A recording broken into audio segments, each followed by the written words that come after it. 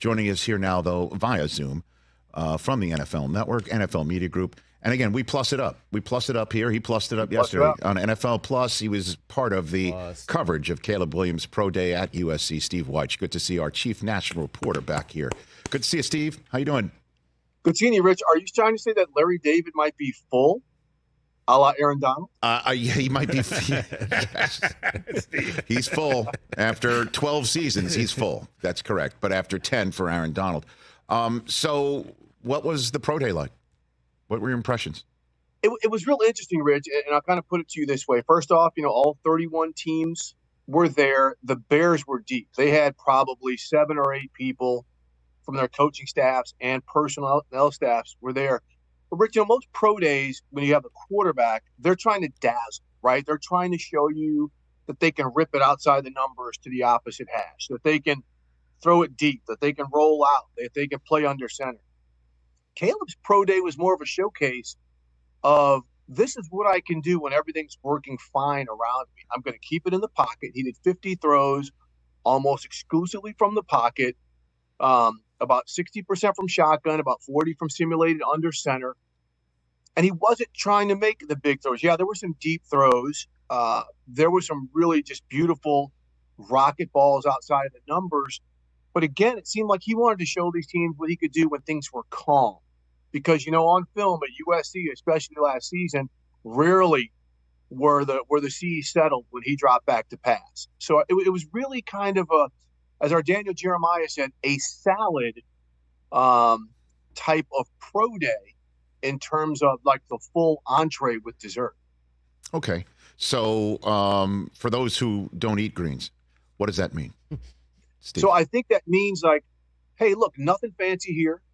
Let's just go out again. Let me show you that I've got the big arm. You can see me move. You didn't see me do this at the combine, but again, there's plenty of tape. You saw what I had to do at USC, where I had to evade the pocket and 2 tacklers while making all of these spectacular off-platform and off-schedule plays. Let me again show you that I can rip the Texas route, to the running back. I can stick it to the slot receiver on a 15-yard dig. I can hit somebody on a 17-yard out, but I can also throw, as our old friend Mike Mayock likes to say, the bang 8, the deep route that goes, straight down the field. And again, part of the other thing was how engaging he was, not with just his teammates, but the staff personnel.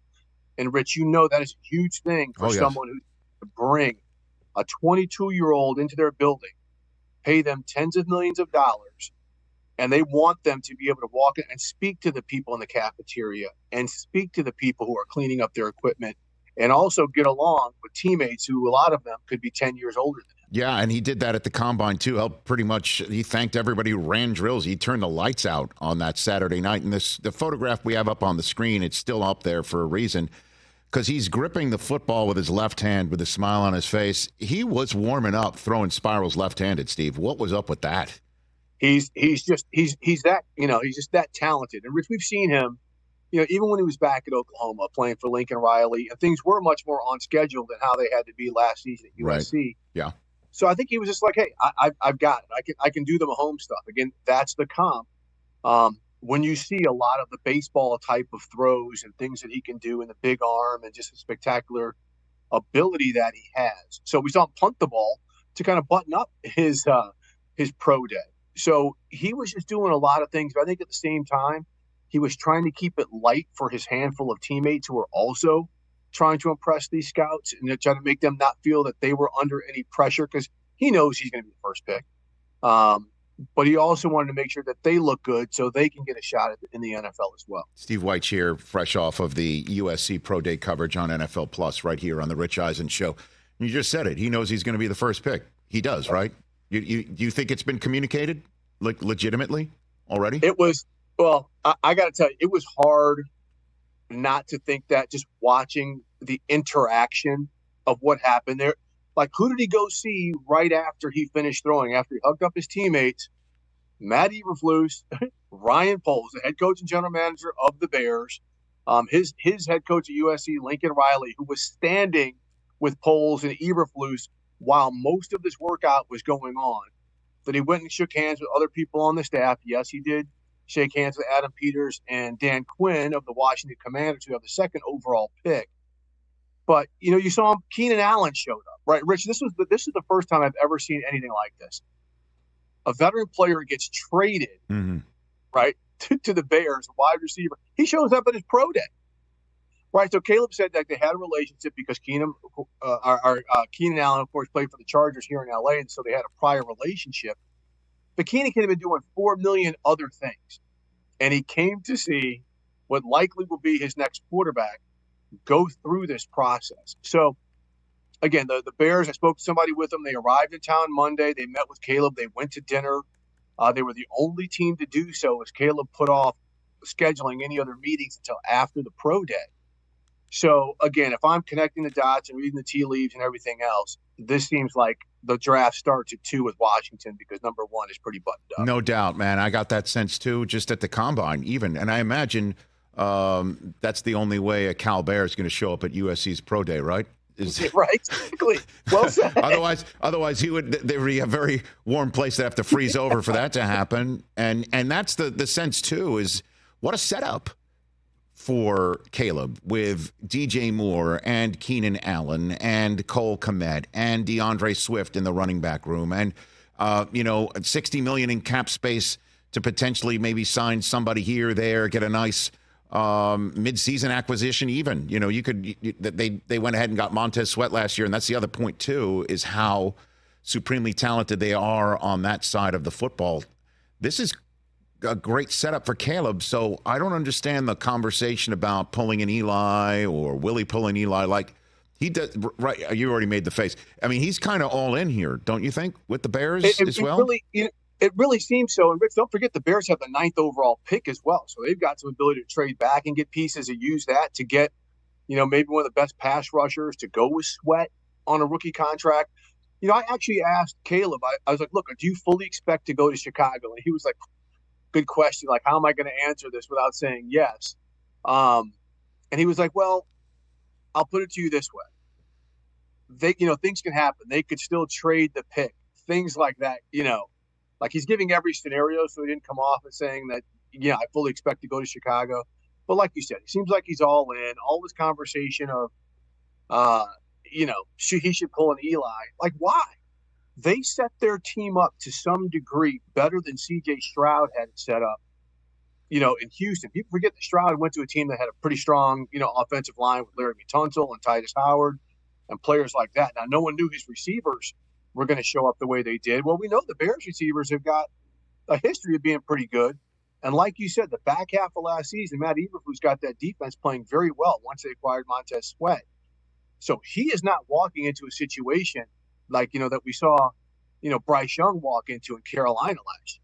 So, I mean, I think they should, the Bears should feel pretty good about bringing in a super talented player like this at a position that they have not been able to settle for decades. Yeah, I mean, and just to, I guess, bolster that point, Steve, the setup that Bryce Young had last year in Carolina is what's allowing the Bears to draft Caleb Williams. I mean, let's be straight up about that. So, yep. Steve Wyche here on the Rich Eisen Show. The Commanders crew was there as well, right, heading to the Michigan Pro Day. What do you think their plans are? As you just mentioned, you think the draft starts at 2 now that Caleb is in virtual Sharpie to Chicago. Right, yeah. So I spoke to head coach Dan Quinn. He's like, look, we're going to all the quarterback workouts. I don't see how they don't draft a quarterback at number 2. I mean, they saw what happened, last couple of years. They drafted a quarterback in the later rounds, and now Sam Howell and all these guys are gone. Now, who will it be? Like, you don't know if it's going to be Drake May. You don't know if it's going to be Jaden Daniels. Cliff Kingsbury, the OC, was at Caleb's workout. He coached Caleb last year at USC. Mm-hmm. But we know he likes quarterbacks, who can move a little bit. He likes quarterbacks who got some stuff to him. Think about guys he's coached, like Baker Mayfield, like Kyler Murray. So, again, we'll see exactly how that's going to shake out. But then you look at their running back room right now. We got Austin Eckler and Brian Robinson. So they're going to be a run-first football team as well. But they've got targets for receivers. So, again, it's not the worst circumstance for a rookie quarterback to come into, even though I think Washington is in the beginning process of flipping its roster a little bit more than the Bears are. But again, it seems all the way that they are going quarterback with the second pick. No, I mean, Washington was quite active in free agency as well, and you don't sign Bobby Wagner thinking you have a rebuild. You know what I'm saying? Or nor does Bobby Wagner sign with Washington if they feel like this is just going to be another year to kind of, get to where you want to go. And I guess they assume Jaden Daniels will be ready, or you hear Drake May needs a redshirt year. I mean, there's so much conversation on that front. The Patriots there at 3. Do they stick and pick? Do they trade out? Do the Giants trade up? The Vikings went ahead and got a second first-round draft choice, and that's not for just trying to make sure that they'll have a shot at the best player available at 23? Right. That's not what you do that for. So what was the conversation amongst everybody standing around watching the workout yesterday on that story, Steve? That's a great point. I mean, a lot of conversation is, okay, Arizona's at 4. They hold the golden ticket right now because that's where they think people are going to trade out. They think the top 3 picks, as you mentioned, you've got Chicago, you've got Washington, New England. Everyone thinks those 3 picks are going quarterback. And then Arizona's got the 4th pick. Is Minnesota going to come up and use that 4th pick on, let's say, a J.J. McCarthy out of Michigan? Right? Some people might say they're overdrafting, but they may say, well, we're in this run of it's Minnesota, it is Denver, and the Raiders at 11 and 12 and 13. We've got to get up and get ourselves a quarterback because those 2 teams need to get quarterbacks as well. Do you come up to 4? Does Arizona trade back? And if they don't get Marvin Harrison Jr., who everyone's kind of projecting them to, maybe they get Malik Neighbors out of LSU or one of the better available players, plus pick up a draft pick. So, again, a lot of the conversation, that wasn't quarterback-centric at the pro day, I heard it was like that number 4th pick looks like a very, very sweet spot. Arizona can get out, and that looks like where whomever would have to trade up to. Yeah, and then last one for you, Steve. I've been asking this of everybody these days because certainly when you quarterback to start a draft, we saw that in 2021, and how'd that work out for everybody? Oh, yeah. So, that's not fair. Trevor Lawrence is I think, in a position to truly succeed and take another step forward after what happened last year. But that's my long wind-up for this pitch here, and I'm asking everybody, now that we saw Justin Fields traded away so Caleb Williams can get drafted, let's just say Ryan Poles somehow had one Achilles heel in this roster build, and that wasn't getting a first-round draft choice in this year's draft from Carolina, and Carolina did have the first overall pick in this draft, and the way that you're seeing young quarterbacks get discarded so fast. And do you think if Carolina did have the first overall pick, they would swap out Bryce Young for Caleb Williams now? I mean, that's a great question. So let's just say everything else remains the same. That Dave Canales is the head coach. Yes, sir. I don't think they would do it. I think they would trade out because Canales is the new quarterback whisperer, right? He's the guy who got Russell Wilson playing his best football in Seattle.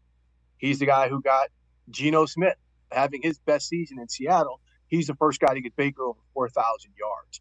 So I think if that were the case, if Carolina had the pick, they would trade out and they would still go with Bryce because they believe in Dave Canales. Okay.